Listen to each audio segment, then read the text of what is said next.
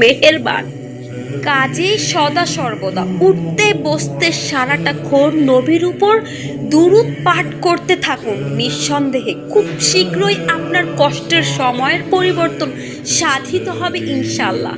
জানেনই তো যে রব বিশ্বজাহানের অধিপতি, চিরস্থায়ী, চিরঞ্জীব, সবকিছু অমুখাপেক্ষী, সর্বশ্রোতা, সর্বজান্তা এরকম এক বাদশাহ যদি নবীর উপর দুরূদ পাঠ করে, তাহলে বুঝে নিন কতটা না মূল্যবান, কতটা না সম্মানিত আমাদের নবী, আল্লাহর প্রিয় হাবিব, সম্মানিত সেই বন্ধুর উপর দুরূদ পাঠ হেতু আপনার সম্মান কত দূর পর্যন্ত পৌঁছাতে পারে, এই ভাবনা না হয় আপনি স্বয়ং ভেবে নিন।